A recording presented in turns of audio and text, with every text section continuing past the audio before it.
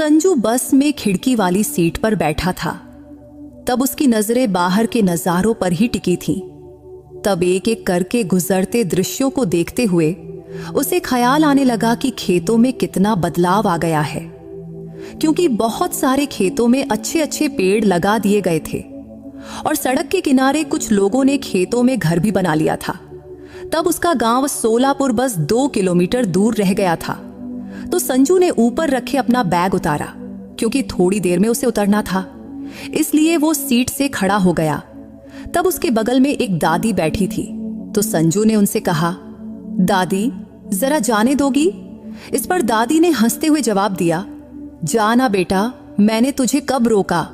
वैसे पिछले 24 घंटों से दादी उसके बगल में बैठी थी, लेकिन दादी बड़ी चिड़चिड़ी किस्म की थी, क्योंकि अगर कोई धक्का मार दे तो फट से उस पर चिल्ला पड़ती थी। खैर, संजू ने अपना बैग हाथ में लिया और धीरे धीरे बस के दरवाजे की तरफ बढ़ गया। तभी कंडक्टर ने उसे देखकर कहा, अरे मिस्टर, धीरे धीरे, हड़बड़ाओ मत, बस रुकेगी तब उतरना। इस पर संजू ने जवाब दिया, ठीक है सर, लेकिन अब मेरा स्टॉप आने वाला है तो मुझे उतरना है। इस पर कंडक्टर बोला, ठीक है रुको, बेल बजाता हूं। उसके 5 मिनट बाद ही सोलापुर का स्टॉप आ गया। तो कंडक्टर ने बेल बजाया और संजू दरवाजा खोलकर नीचे उतर गया। अब बस स्टॉप से भी गांव 2 किलोमीटर दूर था, लेकिन वहां से पैदल जाना पड़ता था।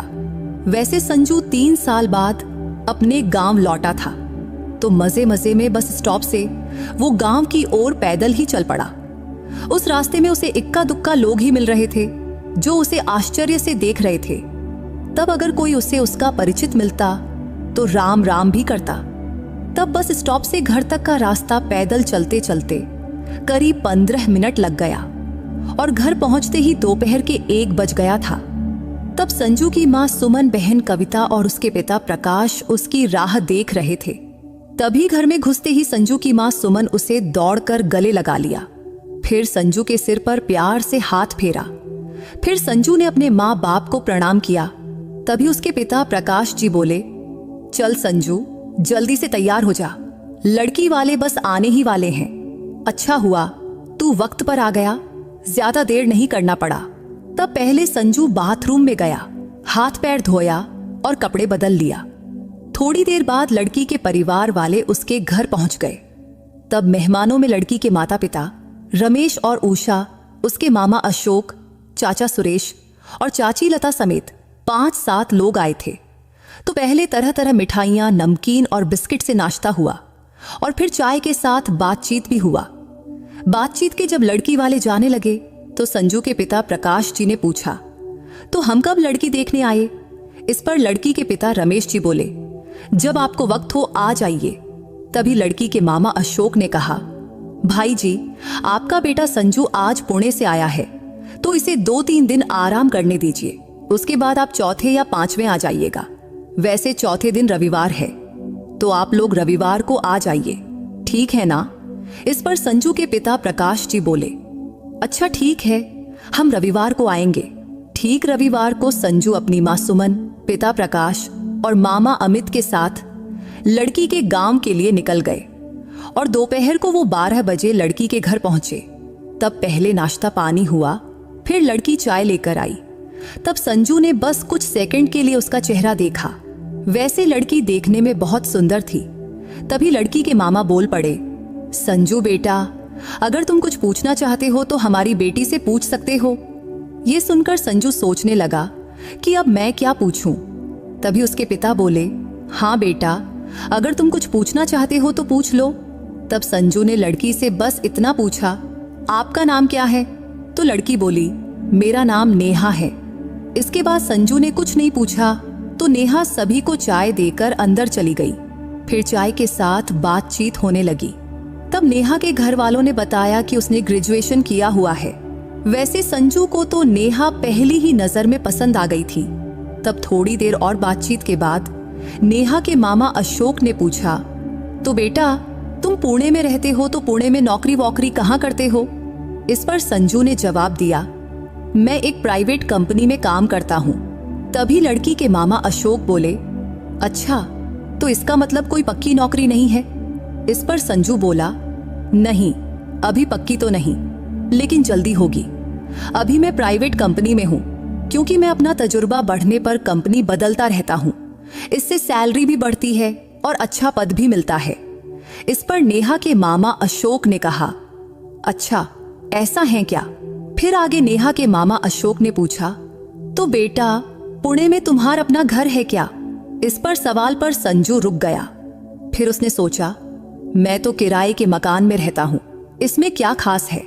फिर उसने नरम लहजे में कहा, नहीं अंकल, मैं किराए पर रहता हूँ।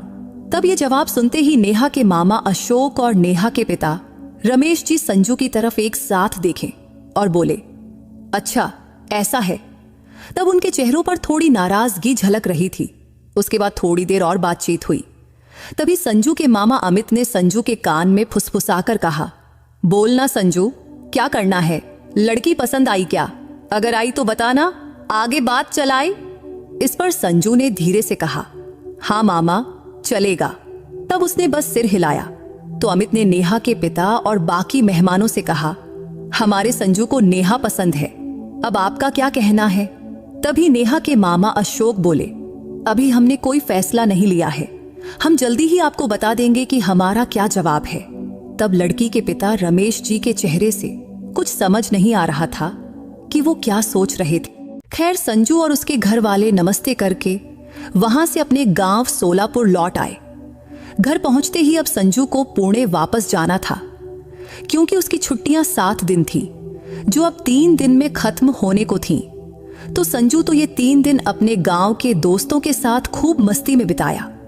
फिर 7 दिन बाद संजू शाम की गाड़ी से पुणे निकल गया। वहां पहुंचकर वो अपनी नौकरी में व्यस्त हो गया। उधर संजू की मां सुमन और पिता प्रकाश जी नेहा के घर वालों के जवाब का इंतजार कर रहे थे। लेकिन देखते देखते 15 दिन बीत गए और इन 15 दिनों में उनका कोई फोन या मैसेज नहीं आया था। जब संजू को यह खबर मिली तो उसे निराशा होने लगी। उधर उसकी मां सुमन और पिता प्रकाश जी भी उदास थे। उन्हें कुछ समझ नहीं आ रहा था कि नेहा के घर वालों ने कोई जवाब क्यों नहीं दिया। हालांकि प्रकाश जी को इतना अंदाजा तो था ही कि वो नकार रहे हैं, लेकिन क्यों? ये सवाल उनके दिमाग में घूम रहा था। पूरे 20 दिन बाद संजू के मामा अमित ने संजू को फोन किया। तब वो अक्सर हालचाल पूछने के लिए फोन करते रहते थे। तो संजू ने फोन उठाया तो उसके मामा अमित ने पूछा, क्या हाल है संजू? तो संजू ने जवाब दिया, मैं ठीक हूं मामा, आप कैसे हैं? तो उसके मामा बोले, मैं भी ठीक हूं संजू। सुन, नेहा के घर वालों ने अपना फैसला बता दिया है। इतना सुनते ही संजू बोला, वो लोग क्या बोले मामा? तो उसके मामा ने कहा, संजू मुझे तो ज्यादा कुछ बताया नहीं, जीजा जी बस इतना बोले कि लड़की वाले नकार रहे हैं। लेकिन तू चिंता मत कर संजू, और ज्यादा मत सोचना, हम तेरे लिए कोई और अच्छी लड़की देखेंगे। तभी संजू ने पूछा, मामा क्या मैं जान सकता हूं कि लड़की वाले नकार क्यों रहे हैं? इस पर उसका मामा बोले, संजू मुझे तो पूरा सही सही पता नहीं है, मगर मैंने थोड़ा सा सुना कि उनका कहना था कि तू पुणे में रहता है। ठीक है, लेकिन तेरा अपना घर होना चाहिए, बिना अपने घर के वो अपनी लड़की नहीं देंगे। तब ये बात सुनकर संजू का दिल टूट गया। फिर उसने धीरे से कहा, ठीक है मामा, अब मैं फोन रखता हूं। इतना कहकर संजू ने फोन काट दिया। इसके 3 दिन बाद अचानक संजू के फेसबुक पर नेहा का मैसेज आया। तब उसने हाय लिखा था। तो संजू ने उसकी प्रोफाइल खोल के देखा तो पाया कि नेहा ने उसे फ्रेंड रिक्वेस्ट भी भेजी थी, और वो वही नेहा थी जिसे वो देखने उसके घर गया था। और अब उसकी तरफ से नकारने के बाद भी उसने खुद फेसबुक पर उसे फ्रेंड रिक्वेस्ट भेजी थी। तो ये देखकर संजू सोच में पड़ गया कि लड़की के घर वालों ने तो नकार दिया है, फिर नेहा मुझे मैसेज क्यों कर रही है? तब उसके मन में ढेर सारी शंकाएं थीं, लेकिन फिर भी उसने जवाब में हाय लिख दिया। फिर थोड़ी सी बात हुई तो नेहा ने पूछा, आप कैसे हैं? तो संजू ने जवाब दिया, मैं ठीक हूं, तुम कैसी हो? तो नेहा बोली, मैं भी ठीक हूं। तब बस थोड़ी बहुत ही बात हुई, लेकिन असली मुद्दे पर कोई नहीं बोला। उधर घर वालों और रिश्तेदारों को पता चल गया कि संजू जिस लड़की को देखने गया था उसके घर वालों ने पुणे में अपना घर न होने की वजह से उसे नकार दिया है। तो इनसे परेशान होकर संजू के पिता प्रकाश जी ने संजू को फोन किया और कहा, संजू बेटा, अब ऐसा ही होता रहेगा, इसलिए तू एक काम कर, पहले पुणे में एक छोटा सा घर ले ले, छोटा सा फ्लैट भी चलेगा, इसमें मैं कुछ मदद करूंगा, अगर जरूरत पड़ी तो अपना 2 एकड़ जमीन बेच दूंगा, इसलिए उधर तू भी कुछ पैसे जोड़ या लोन ले ले। तब संजू भी अपने पिता की बात से सहमत हो गया। फिर उसने एक एजेंट से बात किया और पुणे में छोटा सा घर ढूंढने लगा। जब एजेंट को एक घर मिला, उसने तुरंत उसका पता संजू को दिया।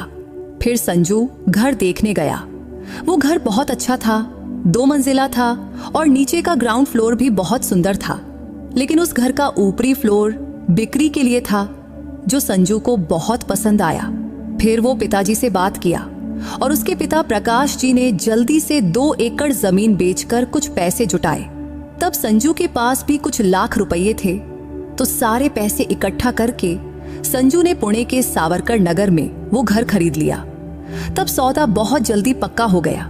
फिर कुछ ही दिनों में संजू अपने माँ बाप, बहन और मामा के साथ उस घर में शिफ्ट हो गया। तब पहले घर में छोटी सी पूजा हुई। वैसे वो घर थोड़ा छोटा था, लेकिन बहुत ही प्यारा था। उसमें एक छोटा सा हॉल, एक कमरा और किचन, बस इतना ही था। पर अपने घर में रहने का मजा ही अलग था।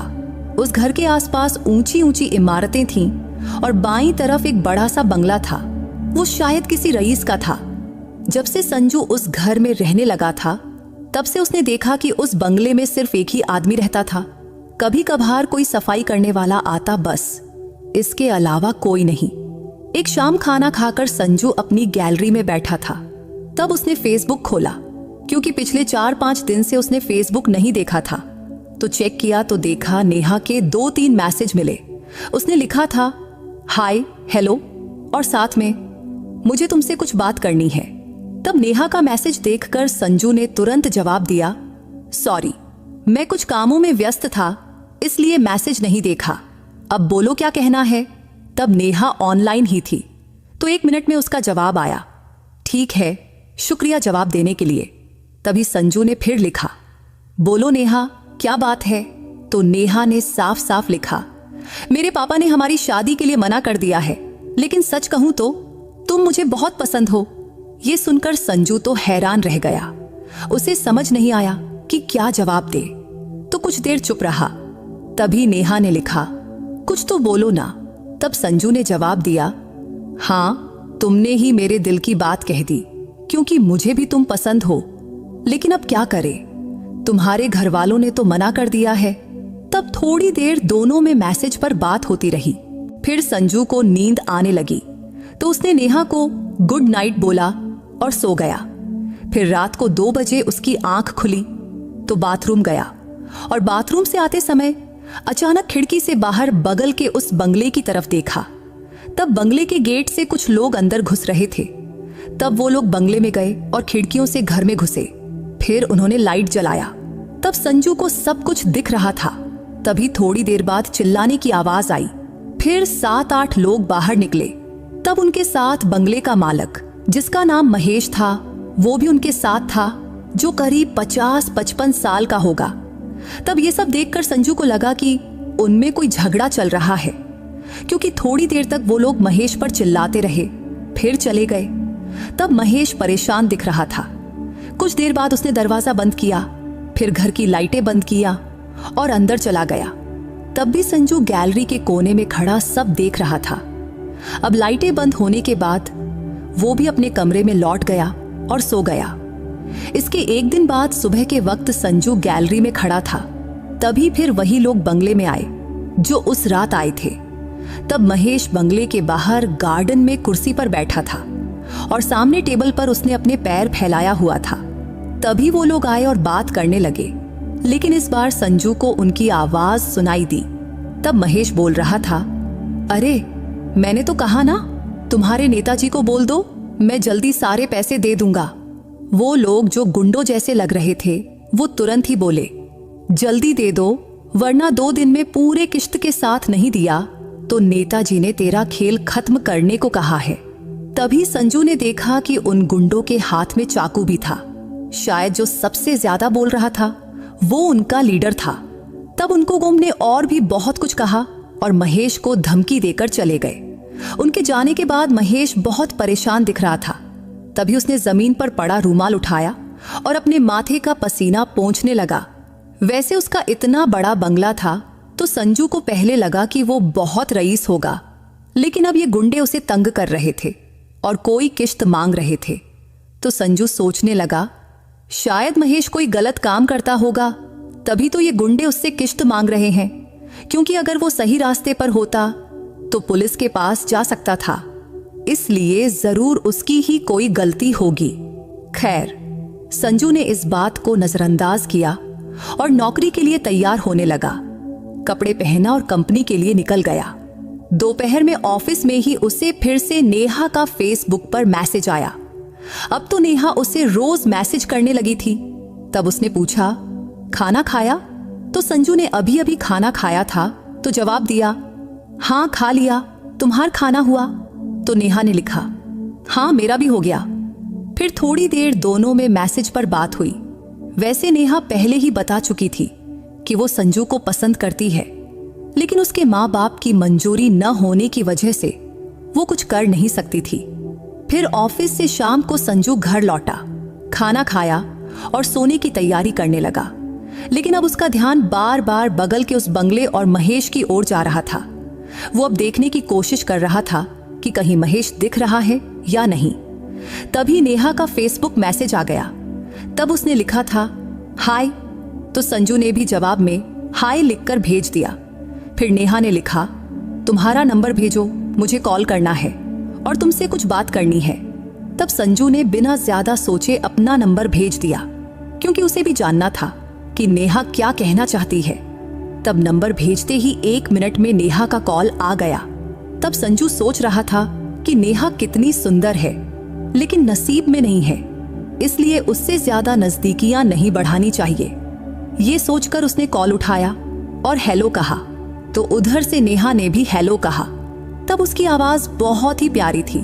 फिर उसने पूछा, कैसे हो? तो संजू ने जवाब दिया, मैं ठीक हूं, तुम कैसी हो? तो नेहा बोली, मैं भी ठीक हूं। फिर नेहा आगे बोली, संजू मुझे तुमसे कुछ कहना है। तो संजू ने कहा, हाँ बोल ना। तो नेहा बोली, संजू मेरे मम्मी पापा ने हमारी शादी के लिए मना कर दिया, लेकिन सच कहूं तुम मुझे बहुत पसंद हो। तब नेहा की इतनी साफ सुथरी बात सुनकर संजू हैरान रह गया। तब भी वो कुछ देर चुप रहा। तभी उधर से नेहा ने बोली, क्या हुआ? तो संजू ने जवाब दिया, कुछ नहीं, तुमने मेरे दिल की बात कह दी, मुझे भी तुम पसंद हो, लेकिन तुम्हारे घर वालों ने मना कर दिया। हाँ, तो अब मैं क्या कर सकता हूं? तुम्हारे घर वालों को तो मेरा पुणे में अपना घर न होने की शिकायत थी, लेकिन मैंने अब पुणे में अपना घर ले लिया है। इसके बाद मेरे मामा ने तुम्हारे पापा को यह बात बताया, लेकिन फिर भी उन्होंने मना कर दिया। इस पर नेहा बोली, संजू मुझे कुछ और कहना है। तो संजू बोला, हाँ कहो ना। तभी नेहा बोल, संजू तुम मुझे बहुत पसंद हो, भले ही मेरे घर वाले राजी ना हो, लेकिन मैं तुमसे ही शादी करना चाहती हूँ। ये सुनकर संजू चौंक गया और बोला, ये क्या बोल रही हो नेहा, तुम्हारा दिमाग तो ठीक है ना? क्योंकि उसे बिल्कुल भी अंदाजा नहीं था कि नेहा ऐसा कुछ कहेगी। लेकिन तभी नेहा फिर से बोली, संजू मैं सच कह रही हूं, प्लीज मेरी बात सुनो, चलो हम दोनों भागकर शादी कर लेते हैं। इस पर संजू बोल, अरे नेहा ये क्या बोल रही है, अभी हमारी जान पहचान को बस 5 दिन ही हुआ है और एक तरफ तुम अपने माँ बाप को जन्म से जानती हो, इसलिए मुझे लग रहा है तुझे मुझसे बस एक आकर्षण हुआ है, इसलिए हमें ऐसा कोई कदम नहीं उठाना चाहिए। अगर फिर भी तुझे सचमुच मैं पसंद हूं तो एक काम करो, किसी भी तरह तुम अपने मम्मी पापा को मना लो और उनकी रजामंदी ले लो, फिर हम धूमधाम से शादी करेंगे, यही सही रास्ता है। इस पर तपाक से नेहा ने कहा, अरे संजू प्लीज समझो ना, मैंने मम्मी पापा को बहुत मनाने की कोशिश की है, लेकिन मेरे मम्मी पापा मेरी बात मानने को तैयार ही नहीं हैं। अब मैं उनसे ज्यादा कुछ कह भी नहीं सकती, लेकिन अगर हम भागकर शादी कर लें तो फिर कोई हमें एक होने से रोक नहीं सकता।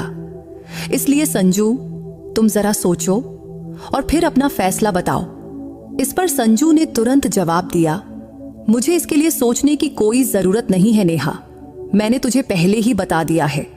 अगर तुझे सचमुच मुझसे शादी करनी है तो अपने मम्मी पापा की मंजूरी ले लो, फिर हम सबकी रजामंदी से शादी करेंगे, क्योंकि भागना मुझे गलत लगता है। ठीक है चलो, अब मैं फोन रखता हूं, बाय। इतना कहकर संजू ने कॉल काट दिया। अब संजू हैरान था, क्योंकि उसे बिल्कुल अंदाजा नहीं था कि नेहा ऐसा कुछ कहेगी। इसलिए वो सोचने लगा, ये लड़की क्या बोल गई, लेकिन मैं ऐसा कुछ नहीं करूंगा। अगर नसीब में होगी तो नेहा मुझे जरूर मिलेगी, वरना नहीं। लेकिन भागना मेरे बस की बात नहीं। तब संजू को नेहा का यह फैसला बिल्कुल पसंद नहीं आया था।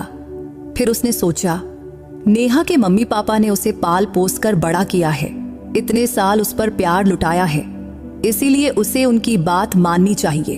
वैसे भी हम दोनों की जान पहचान तो बस कुछ दिनों की है, फिर भी वो मेरे लिए अपने माँ बाप को छोड़ने को तैयार है, ये तो गलत है।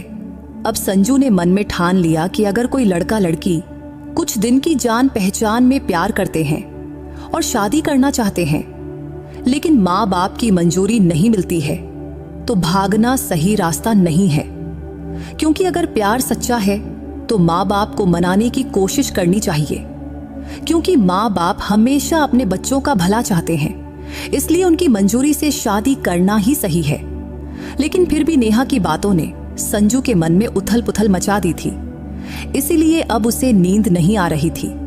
आधी रात बीत गई थी, लेकिन उसकी आंखें नहीं लगी थी। फिर पूरी रात जागकर ही उसने बीता दिया। आखिरकार सुबह के 8 बजे उसने नहाया और नाश्ता करके काम पर चला गया। लेकिन नींद की कमी से उसके शरीर में थकान हो गई थी, इसलिए उसका मन काम में नहीं लग रहा था। तो दोपहर के 2 बजे उसने छुट्टी लिया और घर लौट आया। आते समय रास्ते में ही उसने खाने का पार्सल ले लिया। फिर घर आ पहले पेट भर खाया और फिर सो गया। इसके बाद रात 9 बजे उसकी आंख खुली तो फ्रेश होकर वो गैलरी में जाकर लैपटॉप पर काम करने लगा। तब पूरी नींद लेने के बाद उसने अधूरे काम पूरे करने का मन बनाया। उस रात 10 बजे के आसपास बगल के बंगले से कुछ आवाजें आने लगी। तब शायद वो गुंडे फिर से बंगले में घुस आए थे। तब एक कमरे की लाइट जल रही थी और उस बंगले की बड़ी बड़ी खिड़कियों की वजह से अंदर का सब कुछ दिख रहा था। तभी संजू ने देखा कि वो गुंडे महेश के साथ जबरदस्ती कर रहे थे। आज तो उनके साथ एक नया आदमी भी था जो बाकियों जैसा नहीं था। वो पढ़ा लिखा और सभ्य लग रहा था। तभी थोड़ी देर बाद गुंडों ने महेश को पकड़कर बंगले के पीछे ले गए। तब संजू के बाथरूम की खिड़की से वो दृश्य धुंधला सा दिख रहा था। तब वहां उन्होंने महेश को कुर्सी पर बिठाकर धमकाया और एक गुंडा बोला, कितने महीने हो गए, तूने अब तक किश्त नहीं दिया, सारी किश्तें बाकी हैं, अब पैसे नहीं दिए तो तेरा हिसाब किताब कर देंगे। तब उनके सामने वो सभ्य दिखने वाला आदमी बैठा था। तभी गुंडों का लीडर बोला, देख अब नेताजी खुद आए हैं, ये तेरा आखिरी मौका है, वरना तेरा खेल खत्म कर देंगे। इस पर महेश ने गुस्से में जवाब दिया, जो करना है कर लो हरामखोरों, अब मैं एक पैसा भी नहीं दूंगा। तब ये सुनकर गुंडे और भड़क गए। तभी वो सभ्य दिखने वाला आदमी जो नेताजी था, उसने जेब से पिस्तौल निकाला और सीधे महेश की छाती पर गोली मार दिया और पल भर में महेश की जान चली गई। फिर उन्हें वहीं छोड़कर वो सारे लोग कुछ ही मिनटों में वहां से भाग गए। अब महेश वहीं कुर्सी पर मृत पड़ा था, क्योंकि उसकी छाती में गोली लगने से उसकी तुरंत मौत हो गई थी। तब ये दृश्य देखकर संजू की सांसें थम सी गईं, क्योंकि पहली बार उसने ऐसा कुछ देखा था तो वो बहुत डर गया था। तब उसके मन में ख्याल आया कि पुलिस को फोन करूं, लेकिन फिर सोचा मुझे फालतू के झमेले में नहीं पड़ना चाहिए। फिर उसने फटाफट घर की सारी लाइटें बुताया, फिर कमरा बंद किया, फिर खिड़कियां बंद किया और बिस्तर पर लेटकर सोने की कोशिश करने लगा। लेकिन अब उसे नींद कहां आने वाली थी। अगले दिन सुबह 8 बजे बगल के बंगले के सामने पुलिस की गाड़ियां आईं।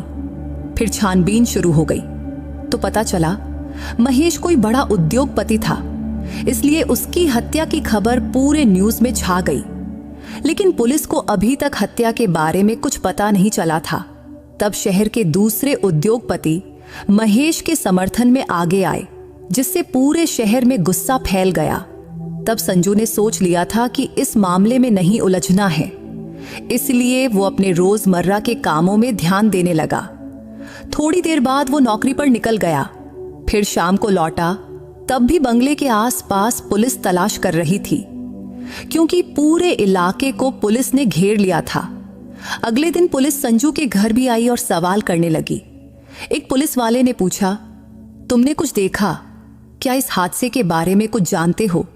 क्या कोई शक वाली बात नजर आई? क्या बगल के उद्योगपति महेश के बारे में कुछ मालूम है तुम्हें, जो इस केस में कुछ मदद कर सके? इस पर संजू ने कहा, साहब मुझे कुछ नहीं पता। तब उसने साफ साफ मना कर दिया। इसके बाद जांच पड़ताल करते हुए पूरे 1 महीने बीत गए, लेकिन पुलिस को हत्या के बारे में कोई सुराग नहीं मिला।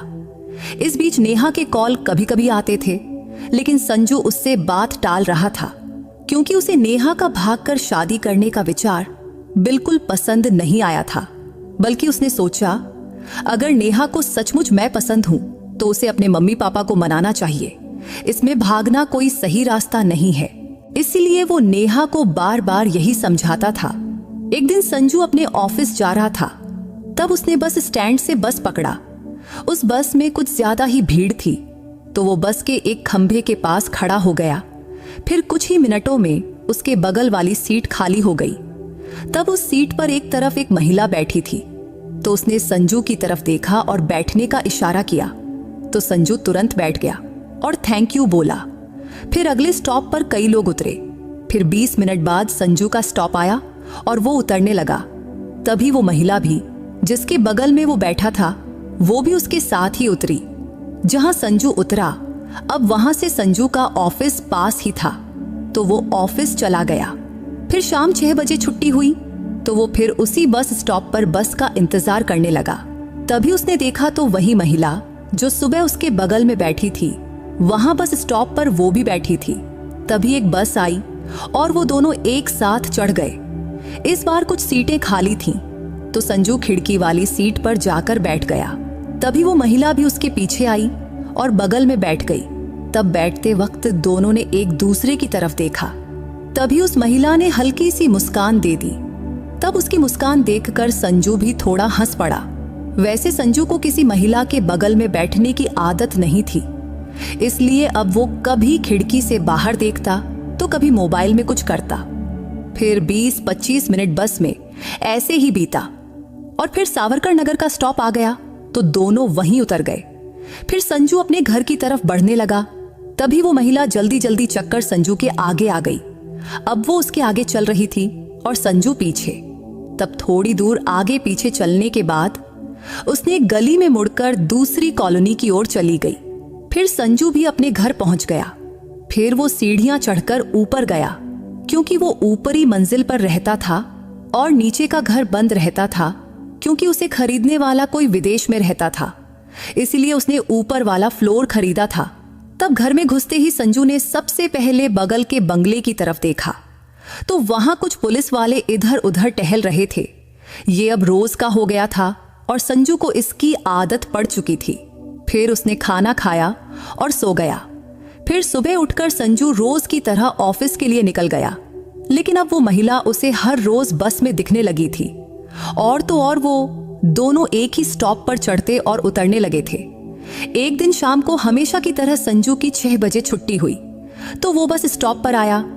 फिर थोड़ी देर में बस आई और वो उसमें चढ़ गया। तब वो महिला भी उसके साथ ही चढ़ी। वो भी संजू की ही उम्र की थी, लेकिन वो साड़ी पहनती थी। वैसे वो दिखने में भी सुंदर थी, इसलिए संजू का ध्यान बार बार उस पर चला जाता था। और ये अब उसका रोज का हो गया था, क्योंकि अब जब भी वो बस में चढ़ने को होता तो उसकी नजर उस महिला को ढूंढती रहती थी। इस बार भी वो बस में चढ़ा और उस महिला के बगल में जाकर बैठ गया।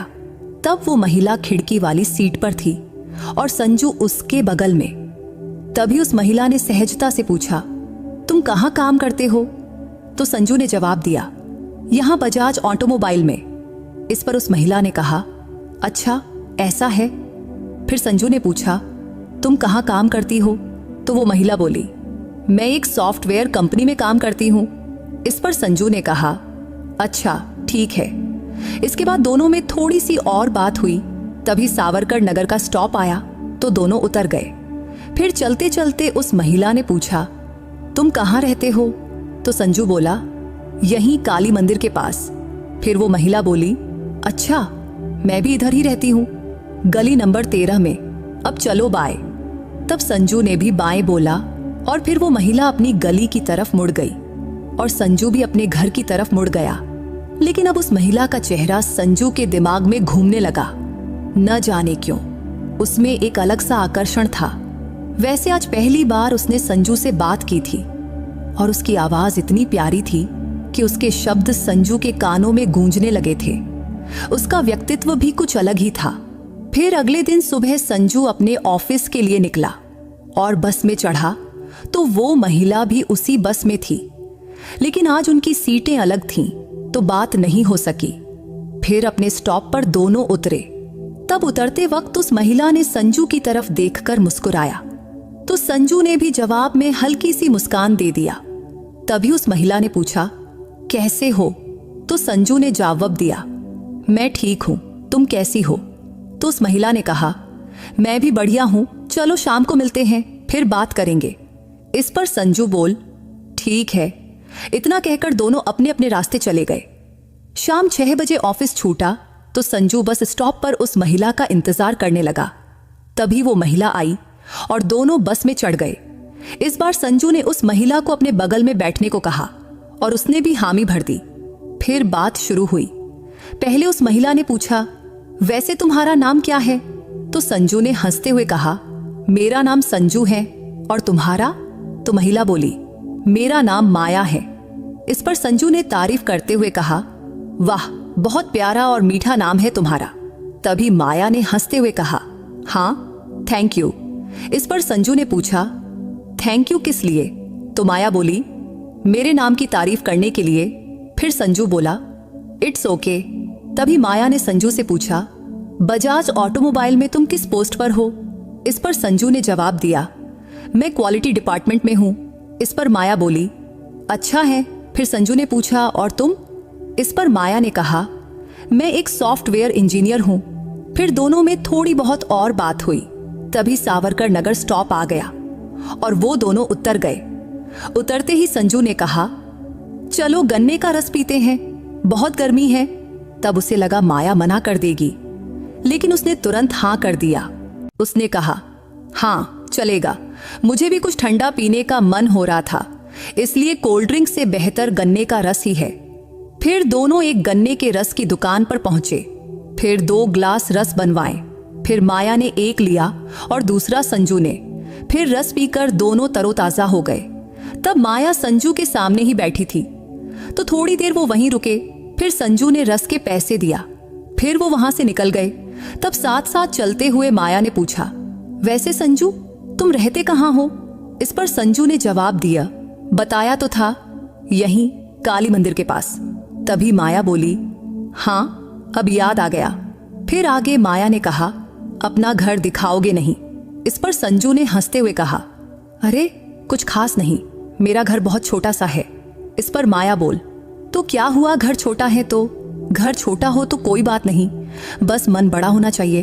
वैसे मैं जबरदस्ती नहीं कर रही, अगर तुम नहीं चाहते कि मैं आऊं तो ठीक है, रहने दो, मैं अपने घर जा रही हूं। इस पर संजू ने कहा, अरे ऐसा कुछ नहीं है, तुम नाराज क्यों हो रही हो? बल्कि तुम मेरे घर आओगी तो मुझे इससे खुशी ही होगी। इस पर माया ने कहा, अगर ऐसा है तो चलो फिर अभी चलते हैं। इस पर संजू बोला, ठीक है चलो। फिर माया संजू के साथ उसके घर की ओर चल दी। दोनों घर पहुंचे तो संजू ने दरवाजा खोला और माया को अंदर बुलाया।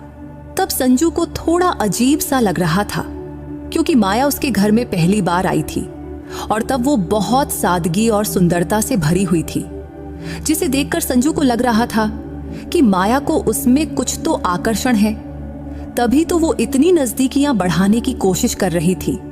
तब माया को सोफे पर बिठाकर संजू ने पहले पानी लाकर दिया तो माया ने हंसते हुए कहा, अरे संजू तुम्हारा घर तो बहुत अच्छा है, तुम यूं ही कह रहे थे कि छोटा है। इस पर संजू बोला, अरे छोटा नहीं है तो क्या, बंगला है क्या? इस पर माया ने हंसते हुए कहा, संजू अपना घर तो अपने लिए बंगला ही होता है। वैसे एक बात पूछूं? तो संजू ने कहा, हाँ पूछो ना। फिर माया ने पूछा, तुम अकेला ही रहते हो? इस पर संजू ने जवाब दिया, हाँ, मम्मी पापा गांव में रहते हैं। अभी कुछ दिन पहले आए थे, कुछ दिन रहे, फिर वापस लौट गए। फिर आगे संजू बोला, अच्छा ठीक है, तुम यही बैठो, मैं तुम्हारे लिए चाय बनाकर लाता हूं। इस पर माया बोली, अरे नहीं नहीं, इतनी क्यों तकलीफ कर रहे हो? अभी रहने दो, बाद में कभी पिएंगे, अभी अभी ईख का रस पिए हैं। तभी संजू ने कहा, तो फिर कोई ठंडा पेय वगैरह हो जाए। इस पर माया ने फिर कहा, नहीं संजू, अभी सचमुच मन नहीं है, आओ अभी थोड़ा बैठते हैं। इस पर संजू बोला, ठीक है, मगर बाद में मत कहना कि चाय भी नहीं पिलाया। इस पर माया हंसने लगी, फिर बोली, अरे बाबा नहीं बोलूंगी, अब आओ यहां बैठो भी, या मैं जाऊं। तभी संजू उसके पास गया और सोफे पर बैठ गया। फिर दोनों बातें करने लगे। थोड़ी देर बात करने के बाद माया बोली, चलो संजू, अब मैं निकलती हूं। इस पर संजू ने कहा, हाँ ठीक, चलो बाय। बाय कहकर माया जाने लगी। अभी वो दरवाजे तक ही गई थी कि अचानक रुक गई। फिर घूमकर उसने कहा, अरे संजू, अपना नंबर तो दो।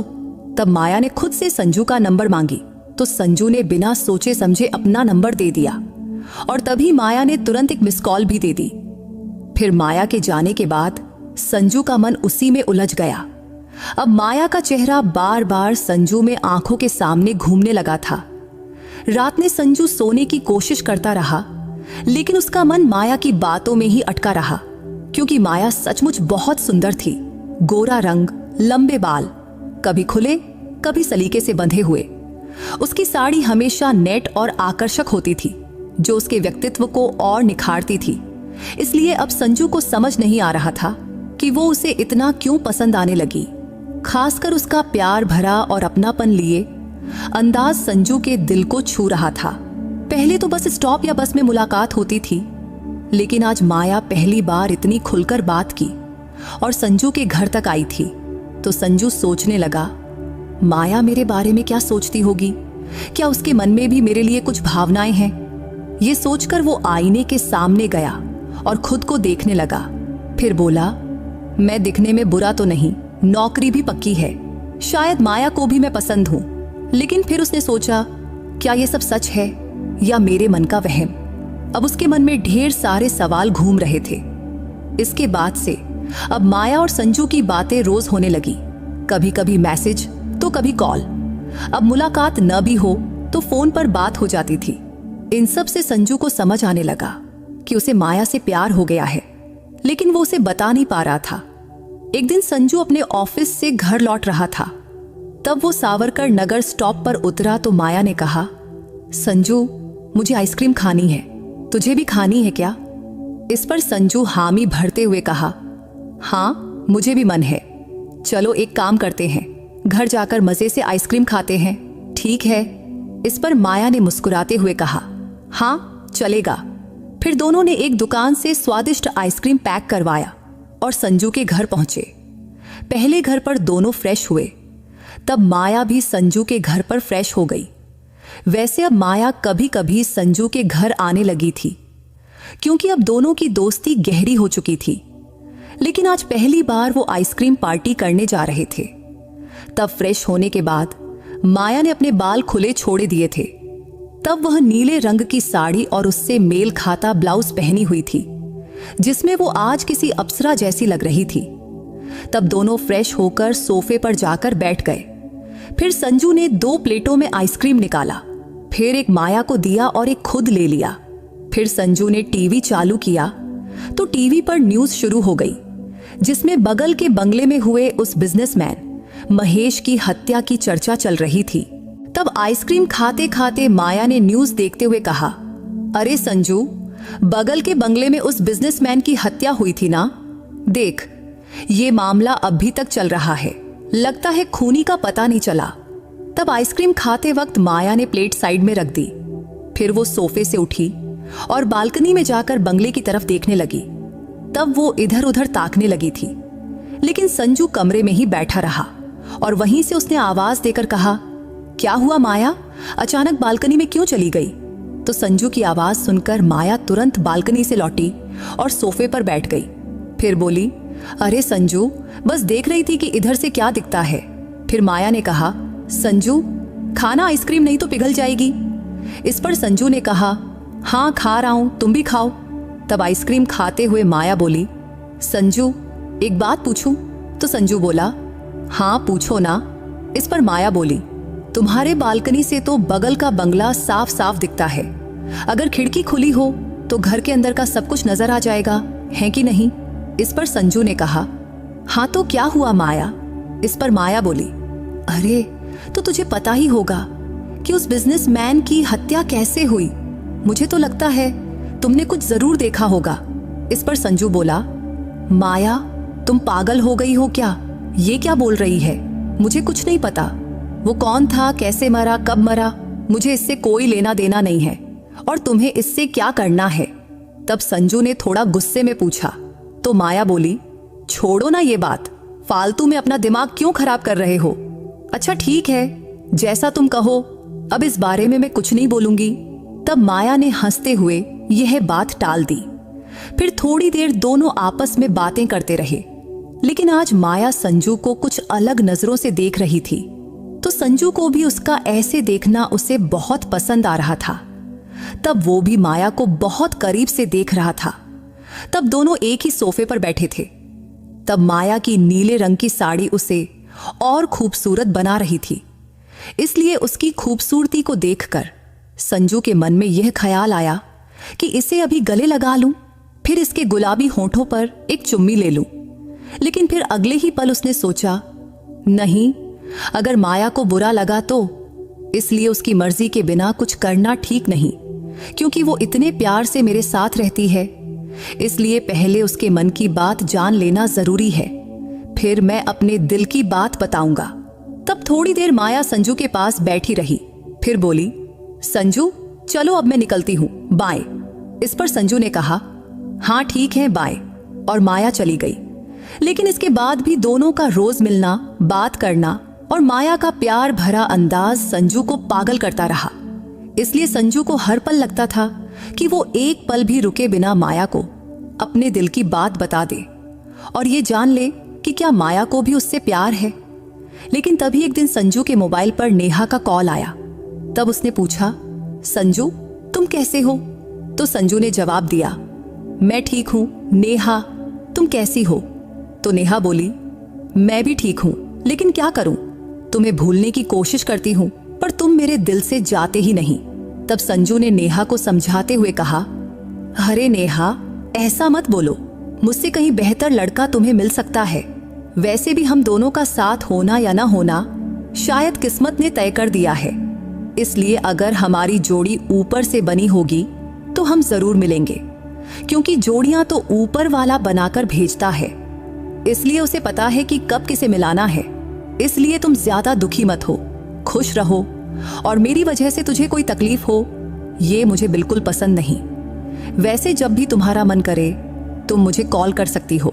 इस पर नेहा ने जवाब दिया, ठीक है संजू, मुझे समझने के लिए थैंक यू। वैसे तुम्हारा काम कैसा चल रहा है? इस पर संजू ने कहा, एकदम बढ़िया। फिर संजू ने पूछा, वैसे तुम क्या कर रही हो आजकल? तो नेहा बोली, संजू मैं भी एक जगह वर्क फ्रॉम होम कर रही हूँ। इस पर संजू बोला, वाह ये तो बहुत अच्छा है। सुनकर खुशी हुई। फिर संजू ने कहा, अच्छा ठीक है नेहा, अब मैं फोन रखता हूँ। तो नेहा बोली, ठीक है संजू, अपना ख्याल रखना, बाय। फिर संजू ने भी बाय कहकर फोन काट दिया। उस दिन पुणे शहर में जगह जगह मोर्चे और धरने शुरू हो गए थे, क्योंकि जिस बिजनेसमैन महेश की हत्या हुई थी उसकी कई कंपनियां थीं। इसलिए कई बड़े बिजनेसमैन उसके समर्थन में खड़े थे। इसलिए खूनी को जल्दी पकड़ने के लिए पुलिस पर दबाव पड़ रहा था। तब सरकार भी पूरी कोशिश कर रही थी, लेकिन ये पता ही नहीं चल रहा था कि हत्या कैसे और किसने किया। लेकिन एक सोमवार को संजू को ऑफिस से जल्दी छुट्टी मिल गई तो वो घर लौटा, लेकिन उस दिन माया बस में उसे नहीं दिखी। तो घर पहुंचकर संजू ने माया को फोन किया और पूछा, क्या हुआ माया, तुम कहाँ है? 3 दिन से दिखी नहीं। इस पर माया ने जवाब दिया, मैं तो घर पर ही हूं। 3 दिन से तबीयत कुछ ठीक नहीं थी, लेकिन अब ठीक हूं। इस पर संजू ने कहा, माया, तुम गली नंबर 13 में कहाँ रहती हो? मुझे तुझसे मिलना है। इस पर माया बोली, मैं यही गली नंबर 13 में ही रहती हूँ, तुम चिंता मत करो, मैं ठीक हूँ। तभी माया बोली, अच्छा रुको, मैं तुम्हारे घर आती हूँ, चलेगा ना? इस पर संजू ने कहा, हाँ बिल्कुल चलेगा। तब माया के आने की बात सुनकर संजू ने घर साफ किया। तभी थोड़ी देर बाद माया का फिर फोन आया। तब फोन पर माया ने पूछा, संजू कुछ लाऊं क्या खाने पीने का? इस पर संजू ने कहा, नहीं बस तुम आ जाओ। लेकिन माया ने कहा, थोड़ा इंतजार करो, मैं कुछ चाइनीज वगैरह लाती हूं, ठीक है ना? इस पर संजू ने हंसते हुए कहा, जैसी तुम्हारी मर्जी। इसके थोड़ी देर में माया संजू के घर पहुंची। उसने आज बहुत ही प्यारी गुलाबी रंग की साड़ी पहनी हुई थी और उस पर मेल खाता बैकलेस ब्लाउज। तो उसे देखते ही संजू जैसे मंत्रमुग्ध हो गया। फिर दोनों सोफे पर बैठकर गप्पे मारने लगे। तब माया ने जो चाइनीज कहने को लाई थी उसे दोनों में बांटकर खाया और फिर थोड़ी देर बातें करते रहे। तब भी दोनों एक ही सोफे पर बैठे थे, लेकिन माया आज इतनी खूबसूरत लग रही थी कि संजू को उसे गले लगाने और चूमने का मन बार बार हो रहा था। तभी बात करते करते माया और करीब आई और बोली, संजू तुम आज बहुत हैंडसम लग रहे हो। इस पर संजू ने हंसते हुए कहा, अरे माया तुम क्या बोल रही है? तो माया ने मुस्कुराकर जवाब दिया, सच बोल रही हूं संजू। इस पर संजू बोला, अच्छा ठीक है, वैसे माया एक बात कहूं? तो माया बोली, हाँ कहो ना। फिर संजू ने उत्सुकता से कहा, माया तुम इस साड़ी में बहुत प्यारी लग रही हो। इस पर माया ने कहा, सच में संजू, मैं तुझे इतना पसंद हूं? तब यह सुनकर संजू को लगा जैसे माया ने वही सवाल उससे पूछ लिया जो वो चाहता था। इसलिए उसने तुरंत कहा, हाँ माया तुम मुझे बहुत पसंद हो। इस पर माया ने मुस्कुराते हुए पूछा, अच्छा कितना पसंद हूं? तो संजू बोला, बहुत ज्यादा। सच कहूं तो तुम्हें देखकर दिल में कुछ कुछ होता है। इस पर माया ने संजू को रिझाते हुए कहा, हाँ तो अब तक बताया क्यों नहीं? इस पर संजू बोला, तुमने कभी मौका ही नहीं दिया। वैसे हम इतना मिलते हैं तो कई बार मन किया बोल दूं, पर शब्द मुंह से निकले ही नहीं। तभी माया ने हंसते हुए कहा, अच्छा जी, लेकिन अब तो बोल सकते हो ना। तभी दोनों एक दूसरे के और करीब आ गए। अब उनके चेहरे पास पास थे। तभी अचानक माया ने संजू के होंठों पर अपने होंठ रख दिया। तो अब माया के गुलाबी होंठ संजू को छूते ही वो पागल हो गया। तभी माया ने खुद से उसे चूमना शुरू कर दिया। तब ये देखकर कि माया प्रतिक्रिया दे रही है, संजू ने भी जवाब में उसके होंठों को चूमने लगा। तभी माया ने उसे और करीब खींच लिया और उसके पीठ पर अपना हाथ फेरने लगी। तभी संजू ने भी अपने हाथ माया की गोरी पीठ पर रख दिया और उसे गले लगाकर उसके गालों और गले पर चूमने लगा। फिर दोनों धीरे धीरे और करीब आ गए। तब संजू को यकीन नहीं हो रहा था कि उसकी सपनों की रानी उसकी बाहों में है। तब माया के प्यार भरे स्पर्श से वो हर पल और दीवाना हो रहा था। लेकिन तभी माया अचानक बोली, संजू सॉरी। इस पर संजू ने हैरानी से पूछा, क्या हुआ माया? तो माया फिर से बोली, प्लीज संजू समझो ना। लेकिन संजू ने फिर से पूछा, अरे माया लेकिन हुआ क्या, बताओ तो। इस पर माया ने धीरे से कहा, अब और आगे नहीं संजू, कुछ तो समझी ना प्लीज। लेकिन संजू को कुछ समझ नहीं आ रहा था, लेकिन फिर भी उसने माया की बात की मान रखा। और फिर संजू ने पूछा, लेकिन क्यों माया, मैं तुम्हें पसंद नहीं हूं क्या? वैसे तूने ही तो मुझे पहले चूमा था, फिर अब क्यों रोक रही हो? इस पर माया ने धीरे से कहा, संजू सुबह से मुझे पीरियड्स शुरू हुए हैं, प्लीज कुछ तो समझो। इस पर संजू ने जवाब दिया, ठीक है माया, इट्स ओके, मैं समझ सकता हूं। तभी दोनों ने एक दूसरे को एक आहिस्ता से गले लगाया और फिर धीरे से छोड़ा। हालांकि तब संजू का चेहरा थोड़ा उदास लग रहा था। तो माया उसके चेहरे को देखी और बोली, क्या हुआ संजू, मुझसे नाराज हो गया क्या? लेकिन मेरा ऐसा इरादा बिल्कुल नहीं था। इस पर संजू बोला, नहीं माया, मैं नाराज नहीं हूं, अब तुम भी रो, कुछ समझो। इस पर माया ने हल्के से मुस्कुराते हुए कहा, ठीक है संजू, कोई बात नहीं, हम बाद में मिलते हैं। इस पर संजू ने जवाब दिया, हाँ ठीक है, फिर दोनों किसी तरह एक दूसरे से अलग हुए और बालकनी में जाकर खड़े हो गए। तब वो दोनों अपनी भावनाओं को शांत करने के लिए सामने वाले बंगले की तरफ देखे। तभी माया बोली, संजू, कितना खूबसूरत बंगला है ये, है कि नहीं? लगता है ये बहुत बड़ा बिजनेसमैन का होगा, इसीलिए तो शहर में अभी भी उसके खूनी को पकड़ने के लिए धरने चल रहे हैं। इस पर संजू ने कहा, हाँ माया, तुम सही कह रही हो, लेकिन माया, मुझे सचमुच उस हत्या के बारे में कुछ नहीं पता। इस पर माया ने संजू को छेड़ते हुए कहा, लेकिन सच में मुझे तो लगता है तुम्हें कुछ ना कुछ जरूर पता है। तभी संजू बोला, अरे नहीं यार, मुझे सच में कुछ नहीं पता और हमें इससे क्या लेना देना, इसलिए छोड़ो ना ये सब बात। तब थोड़ी देर दोनों उसी बालकनी में खड़े होकर बातें करते रहे। फिर माया बोली, चलो अंदर चलते हैं, यहाँ कोई देख लेगा तो गड़बड़ हो जाएगी। इस पर संजू ने पूछा, क्या हो जाएगा? तो माया बोली, यहाँ आसपास के लोग रोज देखते हैं कि तुम यहाँ अकेला ही रहते हो, इसलिए अगर कोई मुझे यहाँ तुम्हारे साथ देख लिया तो न जाने क्या क्या सोचेंगे। इस पर संजू ने हंसते हुए कहा, ठीक है, जैसा तुम कहो। फिर दोनों अंदर आकर सोफे पर बैठ गए। बैठते ही संजू ने पूछा, माया, शाम को कुछ पार्सल मंगवाएं क्या? आज मूड कुछ सही नहीं लगा रहा। इस पर माया बोली, क्या बात है संजू, तुम मुझसे नाराज हो क्या? और ये अचानक तुम्हारे मूड को क्या हो गया? वैसे मैंने तुझसे कितनी बार पूछा कि बगल के बिजनेसमैन की हत्या के बारे में कुछ बताओ, पर तुम कुछ बताते ही नहीं। क्या तुम मुझसे प्यार नहीं करते संजू? इतना भी भरोसा नहीं है मुझ पर? वैसे मैं भी किसी को कुछ बताने वाली नहीं हूं। इस पर संजू ने कहा, माया, ऐसा कुछ भी नहीं है, और मैंने कब कहा कि मैं तुझसे प्यार नहीं करता?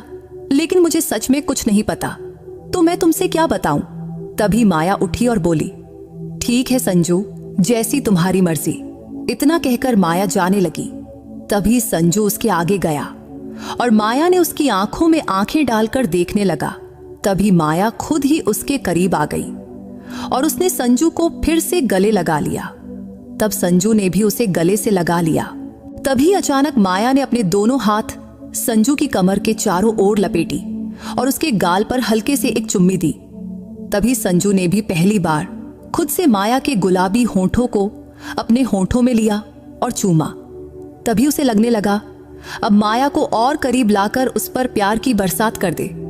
लेकिन तभी उसे याद आया कि माया को पीरियड्स हैं, तो उसने खुद को रोक लिया। तभी माया ने कहा, संजू, चलो अब मैं जाती हूं। इस पर संजू बोला, अरे माया, थोड़ा और रुको ना। अच्छा ठीक है माया, तुम बगल की घटना के बारे में सुनना चाहती हो ना? ठीक है, लेकिन पहले तुम वादा करो, जो मैं बताऊंगा वो तुम किसी को नहीं बताओगी। इस पर माया ने वादा किया, हाँ, मैं किसी को कुछ नहीं बताऊंगी। तभी संजू हल्के से मुस्कुराकर बोला, हाँ, मुझे सच में बगल के बंगले की हत्या के बारे में कुछ पता है। तभी दोनों सोफे पर बैठ गए। फिर संजू ने सारी बात माया को बता दिया कि हत्या कैसे हुई, किसने किया, सब कुछ। तब माया ये सुनकर हैरान रह गई। तब थोड़ी देर और माया संजू के पास बैठी रही, फिर बोली, चलो संजू, मैं अब निकलती हूँ, बाय बाय। फिर माया अपने घर चली गई। लेकिन संजू आज बहुत खुश था, क्योंकि माया ने उसे इतने प्यार से चूमा था। इसलिए उसे लग रहा था कि आज उनके बीच की सारी दूरियां मिट गई होती। लेकिन माया को पीरियड्स थे, इसलिए बात आगे नहीं बढ़ सकी। फिर भी संजू यह सोचकर खुश हो गया कि माया अब उसकी ही है। तब वो ये सोचकर खूब मुस्कुराया और फिर सो गया। अगले दिन संजू जब ऑफिस गया तो बस में उसे माया नहीं दिखी। इसके अलावा अगले और 2 दिन बीत गए, लेकिन माया कहीं नजर नहीं आई। अब तो उसका फोन भी नहीं लग रहा था, क्योंकि बार बार कॉल करने पर फोन बंद आ रहा था। तो संजू को अब डर लगने लगा कि माया अचानक कहां गायब हो गई, क्योंकि उसे यह भी नहीं पता था कि माया रहती कहां है। सिर्फ इतना पता था कि वो गली नंबर 13 में रहती है, मगर गली नंबर 13 इतनी बड़ी थी कि किसी एक खोज पाना नामुमकिन था। तो अब संजू खुद को कोसने लगा कि माया इतनी बार मेरे घर आई और ही मैं मूर्ख था जो एक बार भी नहीं पूछा कि मुझे भी अपने घर ले चलो। अगर मैं पहले उसके घर गया होता तो मुझे उसका घर पता होता तो अब उसके घर जाकर खबर लेता कि आखिर क्या हुआ है। ये सब सोचकर अब संजू बहुत बेचैन हो गया था। उसे कुछ समझ नहीं आ रहा था, क्योंकि अब 2 दिन बीत गए थे, लेकिन माया से उसका कोई संपर्क नहीं हुआ था। लेकिन तीसरे दिन अचानक न्यूज में दिखाया गया कि संजू के बगल के बंगले में हुई बिजनेसमैन महेश की हत्या के मामले में नेताजी को गिरफ्तार कर लिया गया है। तब न्यूज में बताया जा रहा था कि नेताजी ने खुद गोली मारी थी और इसका पुलिस को कुछ सबूत भी मिले हैं। तब ये सुनकर संजू के मन में बड़ा शक पैदा हुआ, क्योंकि उसने माया को हत्या की सारी बात बताया था और अब अचानक 2 दिन बाद नेताजी की गिरफ्तारी भी हो गई। तो संजू सोच में पड़ गया कि माया भी गायब है, उसका फोन भी बंद है। तो अब उसे और भी डर लगने लगा कि माया आखिर कहां चली गई। लेकिन संजू ने ठान लिया कि वो माया का पता लगाकर रहेगा। तभी उसे याद आया कि माया ने कहा था कि वो एक सॉफ्टवेयर कंपनी में काम करती है। तो वो सीधे उस इलाके के सॉफ्टवेयर कंपनी के सिक्योरिटी गार्ड के पास गया और पूछा, क्या यहां माया नाम की कोई लड़की काम करती है? इस पर सिक्योरिटी गार्ड ने सख्त लहजे में जवाब दिया, सॉरी सर, हम अपनी कंपनी के कर्मचारियों की जानकारी नहीं दे सकते। अगर आपको आधिकारिक जानकारी चाहिए तो कोर्ट की परमिशन लाइए। वैसे आप हैं कौन और माया की जानकारी क्यों मांग रहे हैं? और आपके पास कोई आधिकारिक सबूत भी नहीं है। तब ये सुनकर संजू और परेशान हो गया, लेकिन वो हार नहीं माना। वो बाहर ही बैठकर सिक्योरिटी गार्ड के घर जाने का इंतजार करने लगा। तब शाम 5 बजे गार्ड की ड्यूटी खत्म हुई तो वो गेट से बाहर निकला और अपना बैंक लेकर अपने घर की ओर जाने लगा। ये देखकर संजू ने फटाफट एक ऑटो पकड़ा और उसका पीछा करने लगा। लेकिन जब वो गार्ड अपने घर पहुंचा तो संजू भी उसके घर में चला गया और उससे मिन्नतें करने लगा और कहने लगा, भाई मैं तुम्हें 10,000 रुपये देता हूं, प्लीज बता दो क्या माया तुम्हारी कंपनी में काम करती है और वो अब कहां है? इस पर गार्ड ने थोड़ा सोचा, फिर बोला, ठीक है पैसे लेता हूं क्योंकि मुझे इसकी जरूरत है, लेकिन सच बताता हूं हमारी कंपनी में माया नाम की कोई लड़की काम नहीं करती। तभी संजू ने जल्दी से फोन निकाला और माया का फोटो दिखाया। तो गार्ड ने फोटो देखकर साफ साफ कहा, नहीं सर, मैंने इसे कभी नहीं देखा, ये हमारी कंपनी में काम भी नहीं करती। तब ये सुनकर संजू के पांवों तले जमीन खिसक गई। अब माया कहां चली गई? क्या वो सच में उस कंपनी में काम करती थी या उसने मुझसे कुछ छुपाया? संजू के दिमाग में ऐसे हजारों सवाल उठने लगे, लेकिन जवाब कहीं नहीं मिल रहा था। फिर देखते देखते 20-25 दिन ऐसे ही बीत गया, लेकिन माया का कोई अता पता नहीं चला। इस बीच नेहा के कॉल आते रहते थे, क्योंकि वो संजू से दिल से प्यार करती थी। लेकिन संजू का मन अब नेहा की बातों में नहीं लगता था। लेकिन एक दिन संजू के मोबाइल पर एक अनजान नंबर से कॉल आया। फिर जब उसने फोन उठाया और दूसरी तरफ से जो आवाज आई, उसे सुनकर संजू के दिल की धड़कनें तेज हो गईं, क्योंकि दूसरी तरफ से माया बोल रही थी। तभी संजू ने बेचैनी से पूछा, माया तुम कहां हो और अचानक तुम कहां गायब हो गई? इस पर माया रुक रुक कर बोली, संजू मुझे माफ कर देना। इस पर संजू ने जिद किया, माया लेकिन हुआ क्या है बताओ तो, और तुम कहां चली गई हो? इस पर माया बोली, संजू मैं फोन पर ज्यादा बात नहीं कर सकती और ये मेरा नंबर नहीं है। अभी मैं किसी और के फोन से कॉल कर रही हूं। अगर तुम्हें मुझसे मिलना है तो कल इम्प्रेस गार्डन में मिलते हैं। इस पर संजू बोला, कल क्यों, आज ही मिलते हैं। इस पर माया ने जवाब दिया, ठीक है मैं आती हूं, मैं थोड़ी देर में इम्प्रेस गार्डन पहुंचती हूं, तुम भी आ जाओ। तब संजू ने एक पल भी गवाए बिना इम्प्रेस गार्डन पहुंच गया। तभी थोड़ी देर बाद माया भी वहां आ गई। तब उसे देखकर संजू थोड़ा हैरान हुआ, क्योंकि तब माया ने जीन्स, शर्ट और जूते पहनी हुई थी। तब पहले दोनों एक बेंच पर बैठ गए। तभी सरक कर माया संजू के करीब आई और उसका हाथ अपने हाथ में ले ली। फिर उदास मन से उसे देखने लगी और फिर बोली, संजू मुझे माफ कर देना। लेकिन संजू ने कहा, ये सब छोड़ो माया, पहले मुझे बताओ कि तुम अचानक कहां गायब हो गई थी? तुम्हारा फोन भी बंद था, आखिर हुआ क्या है, प्लीज बताओ। इस पर माया ने गंभीर स्वर में कहा, संजू जो मैं तुम्हें बताने जा रही हूं वो बातें बिल्कुल गुप्त रखने योग्य हैं। इस पर संजू ने कहा, हाँ माया ठीक है, अब तो बताओ। तब माया ने कहा, संजू मुझे बहुत बुरा लग रहा है कि मैंने तुम्हारे साथ ऐसा बर्ताव किया। फिर आगे माया ने कहा, संजू मैं एक सीआईडी ऑफिसर हूं। इस पर संजू ने अविश्वास से कहा, क्या? मजाक मत करो माया। तभी माया बोली, नहीं संजू मैं सच बोल रही हूं, मैं एक सीआईडी ऑफिसर हूं। मुझे तुझे फंसाने और तुझसे सच उगलवाने के लिए भेजा गया था। लेकिन संजू तुम बहुत सीधा साधा और अच्छा इंसान हो, इसलिए मुझे तुम्हें प्यार के जाल में फंसाना बिल्कुल पसंद नहीं आया। सच कहूं तो इन सब में मुझे कहीं ना कहीं तुझसे प्यार हो गया। लेकिन संजू फिर भी मैं तुझसे प्यार नहीं कर सकती, क्योंकि मैं पहले से ही शादीशुदा हूं। इस पर संजू हैरान होकर बोला, क्या? फिर माया ने बताया, हाँ संजू मेरा पति है और मेरा एक बेटा भी है। इस पर संजू ने पूछा, लेकिन माया मुझे धोखा देकर तुम्हें क्या मिला? इस पर माया बोली, संजू ये मेरे जॉब का हिस्सा था। मुझे प्लान करके तुमसे दोस्ती करने को कहा गया था, लेकिन अनजाने में मैं दोस्ती से आगे बढ़ गई। तब मुझे खुद नहीं पता चला। लेकिन संजू तुमने जो हत्या के बारे में मुझसे बताया उसी के आधार पर नेताजी को गिरफ्तार किया गया है। लेकिन तुम डरना मत, क्योंकि इन सब में तुम्हारा नाम कहीं नहीं आएगा, मैं इसकी गारंटी लेती हूं। लेकिन संजू मुझे माफ कर देना। अगर तुम्हें मेरी वजह से तकलीफ हुई हो तो मुझे माफ कर देना। वैसे तुम बहुत अच्छे लड़के हैं। सच कहूं तो अगर मैं कुंवारी होती तो हम जरूर साथ होते, लेकिन मैं शादीशुदा हूं, इसीलिए ये मुमकिन नहीं। तब माया ने ये सब ईमानदारी से कहा।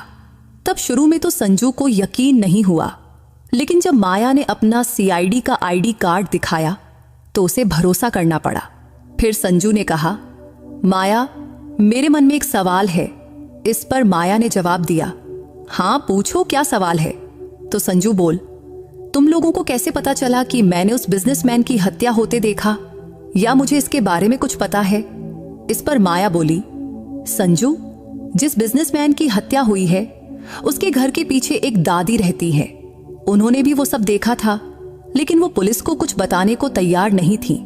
फिर भी उन्होंने बताया कि एक और शख्स है जिसने ये सब देखा है। फिर उसी दादी ने तेरा नाम बताया। शायद उस रात उसने तुझे देख लिया था। उसी के आधार पर हमारे डिपार्टमेंट ने ये प्लान बनाया और मुझे तुझसे संपर्क करना पड़ा। ये सुनकर संजू हैरान रह गया। तब दोनों काफी देर तक बात करते रहे। फिर माया बोली, संजू जो मैंने तुझे बताई वो पूरी तरह गुप्त रखने योग्य बातें हैं, इसलिए प्लीज इसके बारे में कहीं कुछ मत कहना, क्योंकि मैं नहीं चाहती कि तुझे लगे मैंने तुझे धोखा दिया। इसलिए मैंने ये राज तुझसे खोली। और हाँ, तुमने जो बिजनेसमैन महेश की हत्या के बारे में बताया उसमें तेरा नाम कहीं नहीं आएगा। मैं इसकी पूरी जिम्मेदारी लेती हूँ। ठीक है संजू, अब मैं चलती हूँ, बाय, अपना ख्याल रखना। तब माया की आंखों में आंसू थे। उसे देखकर संजू की आंखें भी भर आईं। तब उसे महसूस हो रहा था कि माया उसे छोड़कर जा रही है। भले ही उसका मन न हो, लेकिन शायद माया को भी उससे प्यार हो गया था, क्योंकि उसकी आंखें सब बयान कर रही थीं। लेकिन उसकी अपनी मजबूरियां थीं और ये सच स्वीकार करना संजू के लिए बहुत मुश्किल था। हालांकि माया भी भावुक हो गई थी, इसलिए उसके आंसुओं में संजू के लिए प्यार साफ दिख रहा था। लेकिन शायद किस्मत ने कुछ और ही लिखा था। इसलिए दिल पर पत्थर रखकर दोनों ने एक दूसरे को हमेशा के लिए अलविदा कहा और अपने अपने रास्ते चले गए। अगले कुछ दिन, कुछ महीने संजू बहुत बुरे हाल में रहा, लेकिन किसी तरह उसने खुद को संभाला। हालांकि बीच बीच में नेहा के फोन आते रहते थे। फिर धीरे धीरे संजू ने माया को अपने दिल और जिंदगी से निकालने की कोशिश किया और पूरे 2 साल बाद उसे एहसास हुआ कि वक्त हर जख्म का इलाज है। इसलिए अब माया की याद आती भी तो उसे उतना दर्द नहीं होता था, क्योंकि उसने मान लिया था कि वक्त सचमुच हर जख्म भर देता है। 2 साल बाद संजू अपने घर गया तो एक दिन नेहा के पिता रमेश जी का फोन संजू के घर पर आया। तो संजू के पिताजी ने फोन उठाया तो रमेश जी बोले, प्रकाश जी, मुझे आपसे संजू और नेहा के रिश्ते के बारे में बात करनी है। क्या हम लोग आपके घर आ सकते हैं? इस पर प्रकाश जी बोले, लेकिन आपने तो इस रिश्ते के लिए मना किया था ना। तभी रमेश जी बोले, प्रकाश जी, ये एक लंबी कहानी है, आपसे मिलके बताएंगे। फिर प्रकाश जी बोले, ठीक है तो आ जाओ। फिर नेहा के पिता रमेश जी, उसकी माँ उषा और नेहा के मामा अशोक सबने मिलकर संजू के गए। वहां जाकर संजू और नेहा की शादी के लिए अपना मंजूरी दिए। तब उन्होंने बताया कि नेहा ने संजू से शादी के लिए उनको कितना मनाया है, क्योंकि नेहा पहली बार संजू को देखकर ही उसके प्रेम में पड़ गई थी और तब से किसी और लड़के से शादी करने के लिए तैयार ही नहीं। और इन 2 सालों से उसने बस संजू संजू लगा रखा है। इसीलिए अब हमने तय किया है कि अब संजू और नेहा की शादी कर दी जाए। फिर रमेश जी बोले, संजू बेटा, नेहा को तुम बहुत पसंद हो।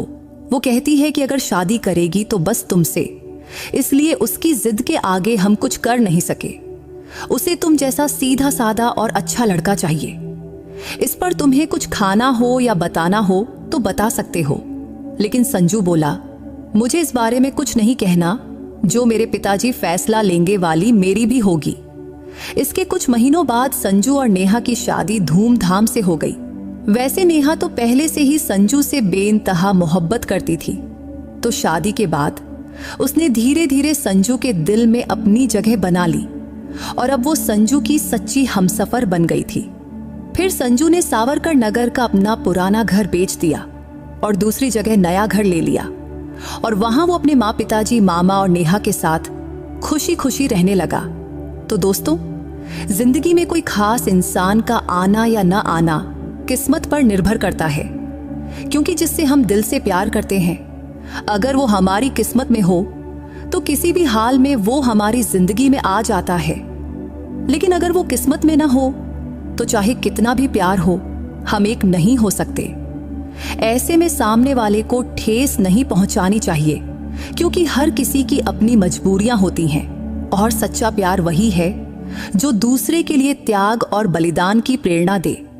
जैसे नेहा ने संजू से कहा था कि वो उससे इतना प्यार करती है कि अपने माँ बाप को भी छोड़ सकती है, लेकिन संजू को ये मंजूर नहीं था और वो नेहा को उसके परिवार से दूर नहीं करना चाहता था। फिर भी किस्मत ने उन्हें मिला ही दिया और वो एक दूसरे के सच्चे हमसफर बन गए। तो दोस्तों, अगर आपको संजू और नेहा की ये कहानी पसंद आई हो तो इस वीडियो को लाइक और चैनल को सब्सक्राइब करना मत भूलना। फिर किसी नई कहानी में मुलाकात होगी। बाय।